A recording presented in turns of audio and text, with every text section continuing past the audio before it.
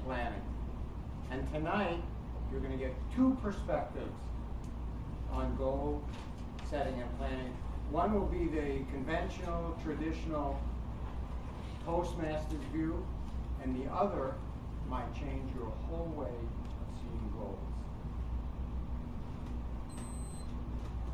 The key to that second perspective are these simple words, because it's there. Spoken by George Mallory in 1923. And you've got to be wondering, because it's there, how could you quote somebody on something as simple as all that? Well, the story is, in 1923, George Mallory was 37 years old, classical, British educated mountaineer. And he was traveling around the United States trying to raise money for yet another expedition to climb Mount Everest. Because in 1921 and 1922, he had attempted to reach the summit and hadn't made it, and now he needed money for a new expedition. So he'd go around the United States, and invariably people would ask him, George, why do you want to climb Mount Everest? And he said, because it's there, right? Yeah, because it's there. And those are famous, now famous words. Now George was a little bit deeper than that. And he would always add these words. I'll give you a moment to look at it.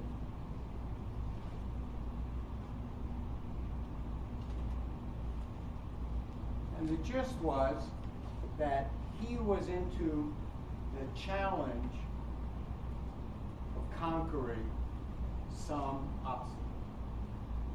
Now these words are the key to the other non-conventional perspective on goal setting that I'll come back to.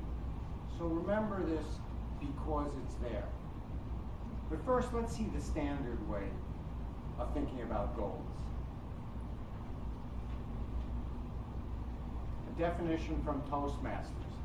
A goal is a specific objective you must achieve. Now I made specific in red because you very often hear goals have to be specific. And that's a key word that I'm going to come back to in the conventional way of thinking about goals. Along with this definition is a plan. You always hear, if you have a goal, you need a plan, and the plan is a set of steps for achieving that goal. Kind of standard, conventional way of seeing things. You've heard of that? So it's not surprising, right? You have a specific goal, have a plan. The next slide is also the conventional way of looking at goals. Goals have to have these 5 components, and in my experience, these are important components, and perhaps in your experience too. Goals must be specific, again, measurable, you have to have some yardstick, action-oriented, realistic, and time-bound. Now to make this concrete, first I'll give a story of a goal experience I had, and then we'll see a little later how you could look at these whole kind of experience from a totally different perspective. When I first came to Toastmasters, I had the desire to become a better speaker, kind of vague desire. I got here, suddenly discovered there was this book called Competent Communicator, and if I did all 10 speeches, I would get a little pin and an award. So I discovered there was a specific goal, competent communicator, and it was measurable. 10 of them, I can count them off. 1, 2, I was on 4, 5, 6, 7. I said, man, this is great. It was action-oriented. All I had to do was get up here and speak. I knew what I had to do. Every week, do one, check it off. Realistic? Yeah, I could give a speech every week. You know, a week to think of something to say was not a problem for me, since I don't stop speaking during the whole week. Just continue, right? That was no problem. Time bounded? Well, if I give a speech every week, it'll take me 10 weeks, right? And maybe I'll be out of town. So that competent communicator was perfect for me to achieve a goal that fit all these requirements. specific, measurable, exactly. Went through it and did that. As soon as I finished that, I saw, wait a minute, there's Advanced Communicator Bronze with another 10 speeches in the book. I could count those off. Hey, it had the same features again. And I went through that, gave those speeches, finished Competent Communicator Bronze. But what I didn't realize was I was climbing Mount Everest because it was there.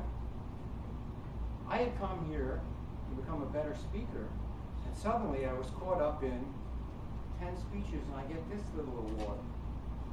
And then 10 more speeches and I get that little award. And then 10 more, I get that award. And 2 weeks ago, with that second fracking speech, some of you heard, I finished Advanced Communicator Gold. I could almost see the top of the mountain.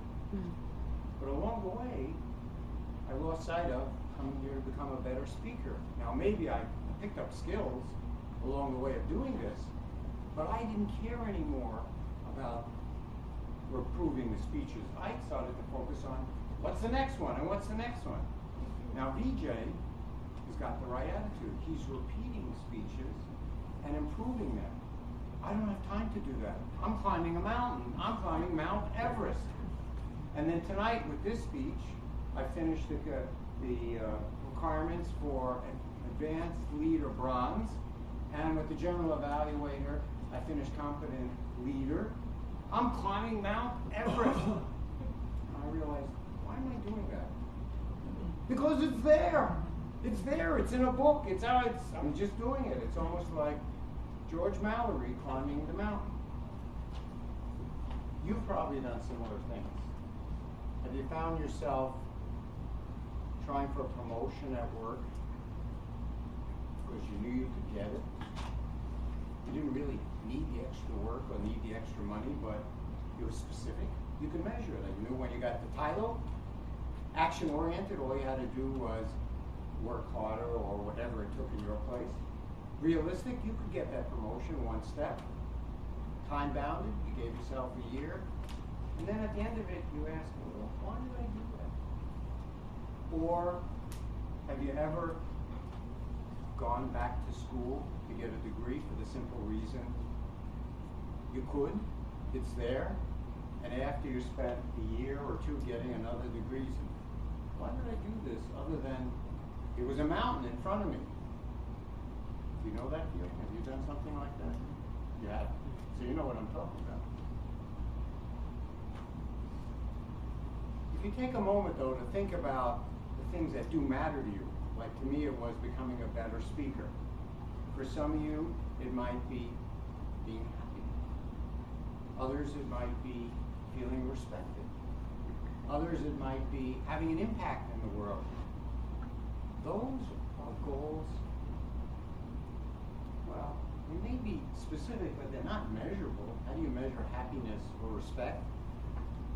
Action-oriented, it's hard to figure out what you have to do to be happy. If it's for me, tell them I'm busy. Being happy could be realistic. Time-bounded, how do you set a time bound on being respected, making an impact? So the other perspective on goal setting is unlike Mount Everest, which people climb because it's there, the goals that really matter to you are the goals that you aim to achieve